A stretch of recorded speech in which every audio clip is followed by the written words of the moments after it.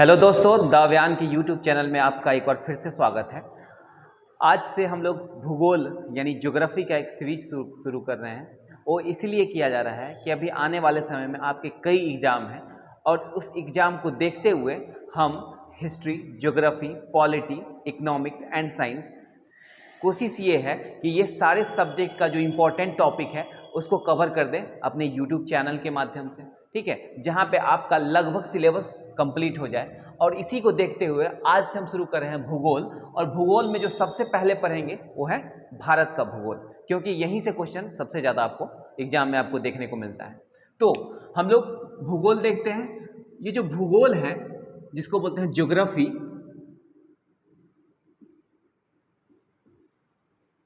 ये दो शब्दों से मिलकर बना है। एक है जियो प्लस ग्राफोस। जियो का मतलब होता है, इसका अर्थ होता है पृथ्वी, और ग्राफोस का अर्थ होता है वर्णन। मतलब ज्योग्राफी का अगर हम ओवरऑल देखें मतलब क्या होता है, तो पृथ्वी का वर्णन, यानी हमको पृथ्वी के बारे में पढ़ना है, ठीक है। यहाँ पृथ्वी पे पृथ्वी का निर्माण कैसे हुआ, पृथ्वी पे पहाड़ जो बना है वो कैसे बना, नदी, झरने, झील, जितने भी चीज़ें हैं उसका निर्माण कैसे हुआ, कौन कहाँ पे है, ये सारे चीज़ों को हम लोग ज्योग्राफी में पढ़ेंगे। और हम लोग उससे पहले देख लें कि पृथ्वी को कितने भागों में बांटा गया है जनरली, और उसके अनुसार हम लोग टाइम जोन को बांटते हैं। तो यहाँ पे दो वर्ड आता है, आपने जरूर सुना होगा, अक्षांश और देशांतर। तो अक्षांश रेखा क्या है उसे सबसे पहले देखें। तो पृथ्वी के ठीक बीचों बीच एक काल्पनिक रेखाएं खींची गई हैं और इसी को 0 डिग्री अक्षांश बोला जाता है। 0 डिग्री अक्षांश बोला जाता है और इसी को भूमध्य रेखा बोला जाता है। इसी को भूमध्य रेखा बोला जाता है।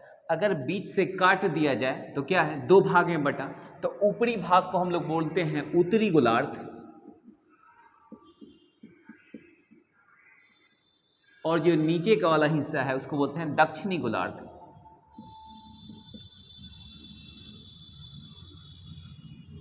और ये जो लेटा हुआ लाइन है इसको बोलते हैं हम लोग अक्षांश।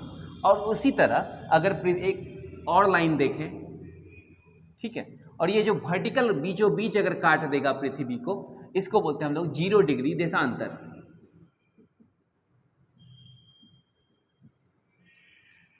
इसी लाइन को बोला जाता है ग्रीनविच लाइन।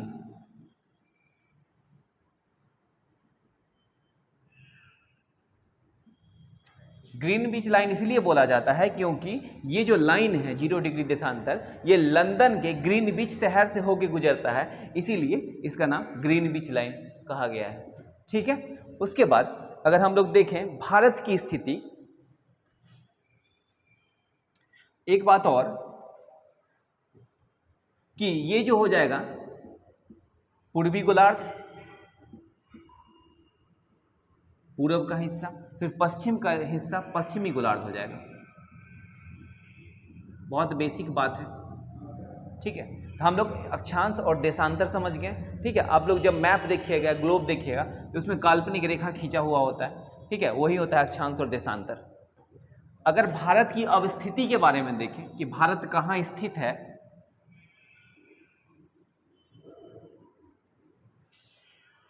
ये पृथ्वी हो गया, ये हम खींच लेते हैं 0 डिग्री अक्षांश। तो भारत की स्थिति जो है यहाँ है। मतलब अगर हम अक्षांश के रिस्पेक्ट में देखें तो ये कौन सा है, उत्तरी गोलार्ध में। अगर हम देशांतर के रिस्पेक्ट में देखें तो ये है पूर्वी गोलार्ध में, है ना। तो इस तरह हम कह सकते हैं कि भारत की स्थिति जो है उत्तरी पूर्वी गोलार्ध, भारत की ये स्थिति हो जाएगी, ठीक है। और ये जो भूमध्य रेखा है, यहाँ से भारत की दूरी, तो अंडमान निकोबार है ना, यहाँ अंडमान निकोबार है, अंडमान निकोबार और ये भूमध्य रेखा की दूरी कितना है 876 किलोमीटर। अंडमान हमारा ही हिस्सा है किलोमीटर, इसीलिए भारत का हिस्सा है, तो हम भारत की दूरी यहीं से मेजर करते हैं भूमध्य रेखा का। ठीक है, उसके बाद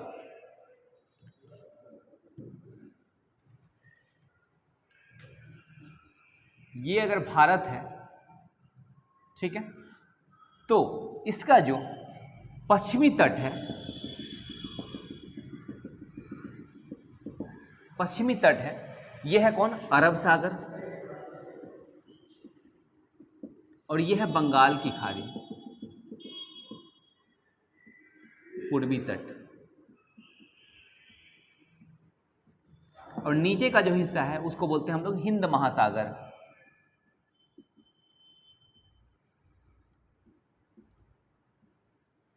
ये तीन तरफ से पानी से घिरा हुआ है, इसीलिए इसका एक और नाम है जिसको बोलते हैं हम लोग प्रायद्वीपीय भारत।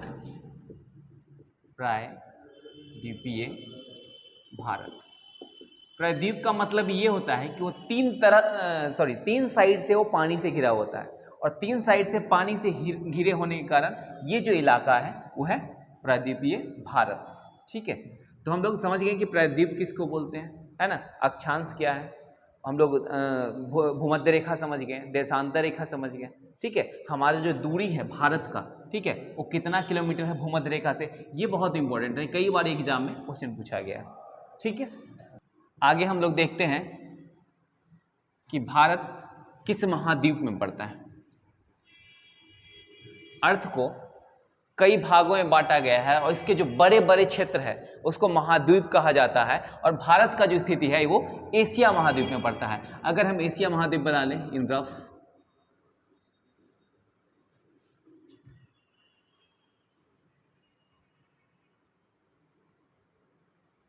ठीक है, अगर ये एशिया महाद्वीप है सपोज, तो एशिया का ये दक्षिणतम भाग है, सबसे निचला भाग जो है ये दक्षिणतम भाग है। ठीक है, इसका मतलब हम कह सकते हैं कि भारत जो है वो दक्षिण एशिया में है। क्वेश्चन पूछे कि भारत की स्थिति अगर मतलब महाद्वीप में बात करें तो दक्षिण एशिया में है। ठीक है, और भारत के साथ जो भी इसके पड़ोसी देश हैं उसको मिलाकर के एक बना है भारतीय उपमहाद्वीप।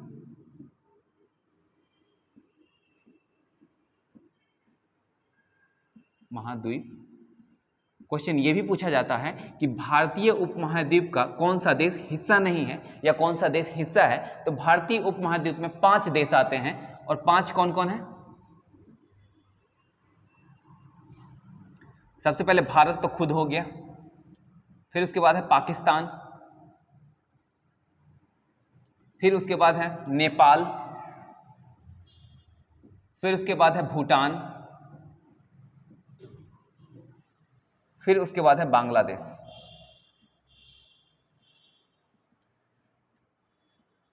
कभी कभी क्वेश्चन ये पूछा जाता है कि इनमें से कौन भारतीय उपमहाद्वीप का हिस्सा नहीं है। ठीक है, आपके पास बहुत सारे ऑप्शन होंगे, तो उसमें क्या है, अगर भूटान को छोड़ दिया जाए, नेपाल को छोड़ दिया जाए, पाकिस्तान, कोई एक छोड़ करके देगा। ठीक है, कौन सा हिस्सा नहीं है। ठीक है, तो सारे ऑप्शन होंगे, कोई एक दे देगा, उसमें किसी भी तरह से पूछा जा सकता है। ठीक है, अब आगे हम लोग देखते हैं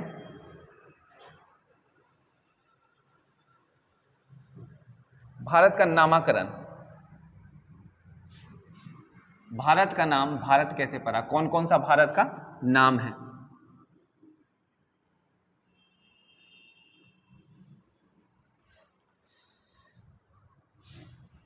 आप लोग को पता होगा कि आर्टिकल 1 के अनुसार भारत का जो ऑफिशियल नाम है वो 2 है, एक है इंडिया, एक है भारत। ठीक है, अगर भारत की बात करें तो अलग अलग वेदों से, अलग अलग ग्रंथों से इसका नाम अलग अलग पता चलता है। जैसे ऋग्वेद की बात करें तो ऋग्वेद में इसका नाम भारत जो पड़ा है वो कबीले के नाम पे पड़ा है। भरत नाम के कबीले थे, क्या नाम था, भरत। और उसके नाम पे भारत पड़ा है। अगर वायु पुराण की बात करते हैं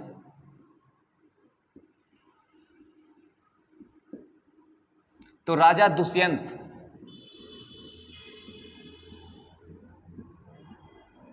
इसका पुत्र था भरत, इसके नाम पे भारत पड़ा है। ठीक है, तो अलग अलग ग्रंथों में हमें अलग अलग देखने को नाम मिलते हैं। उसके बाद अगर यूनान की बात करें,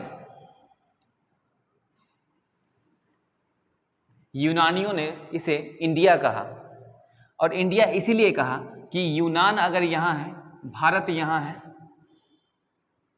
तो यहां पे एक नदी बहती है, उस नदी का नाम है सिंधु नदी, यानी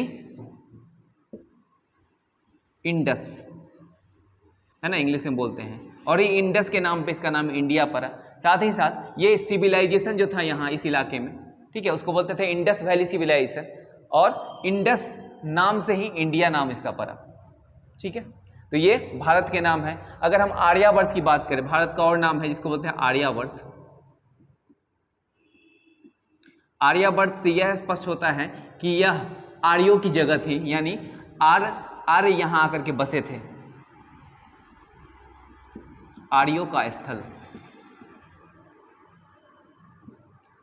इसका नाम जम्बू द्वीप भी कहा जाता है, और जम्बू द्वीप सिर्फ भारत के रेस्पेक्ट में नहीं, पूरे एशिया के रेस्पेक्ट में कहा जाता है इसे जम्बू द्वीप। ठीक है, तो हम लोग यहाँ पे इसका नाम देखिए क्या क्या नाम है, हिंदुस्तान, इंडिया, आर्यावर्त, जम्बू द्वीप, भारत, ये सब इसके नाम हैं। फिर उसके बाद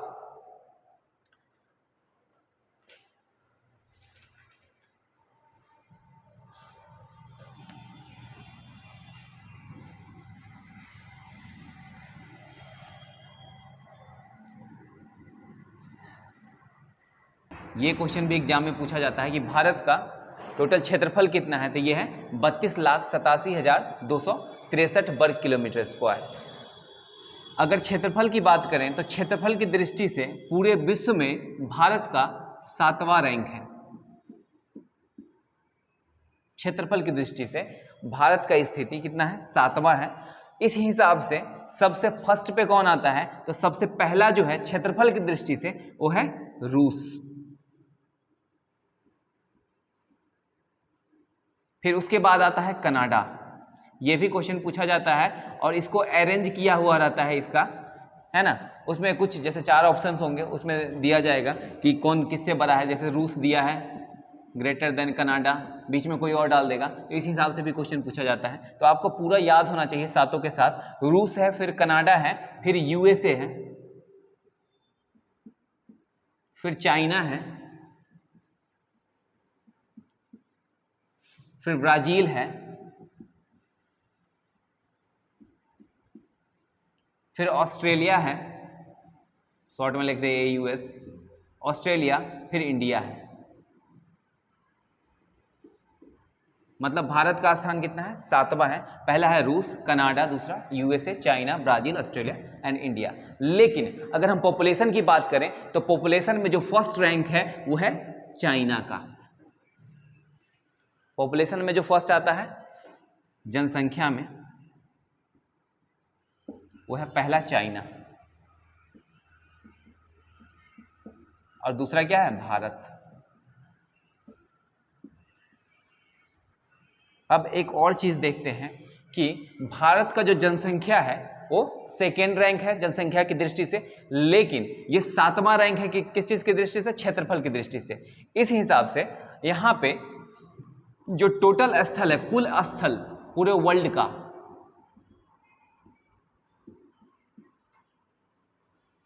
इसका 2.4% ये क्या है, क्षेत्रफल। ठीक है, अगर पॉपुलेशन की बात करें तो 17.5% है क्या, जनसंख्या। मतलब अगर क्षेत्र कम है, क्षेत्रफल कम है, जनसंख्या ज्यादा है, तो यहाँ का डेंसिटी भी ज्यादा हो जाएगा। तो भारत में डेंसिटी बहुत ज्यादा है, मतलब क्षेत्रफल कम है और जनसंख्या बहुत ज्यादा है। ठीक है, तो हम लोगों ने देखा यहाँ पे कि भारत स्पेशली भारत से पहले पृथ्वी के बारे में। तो पृथ्वी क्या है, ये दो भाग में जो बांटता है, काल्पनिक रेखा वो है अक्षांश रेखा, ठीक है, और वर्टिकली जो काटता है वो है देशांतर रेखा, है ना। अब भारत स्थित किसी पूर्वी देशांतर में स्थित है ना, और उत्तरी गोलार्ध, अगर किसके रेस्पेक्ट में बात करें, अक्षांश रेखा यानी भूमध्य रेखा के बारे में बात करें। दूसरी बात कि भूमध्य रेखा से 876 किलोमीटर की दूरी है किसका, भारत का। उसके बाद हम लोगों ने देखा कि भारत का नाम क्या क्या है, किसके अनुसार क्या उसका नाम है। फिर हम लोग जनसंख्या के बारे में देखें, ठीक है। आगे जो हम लोग पढ़ेंगे अक्षांश और देशांतर के बारे में पढ़ेंगे, अक्षांशीय विस्तार और देशांतरीय विस्तार, वो पढ़ेंगे हम लोग नेक्स्ट वीडियो में। तो आज भर इतना ही, और इससे जो भी क्वेश्चन आता है एग्जाम में आप देखेंगे, 1 से 2 बार वीडियो देखेंगे, आपका पूरा क्लियर हो जाएगा। बहुत ही सिंपल क्वेश्चन पूछा जाता है। फिर हम लोग मिलते हैं नेक्स्ट वीडियो में, तब तक के लिए thank you, all the best.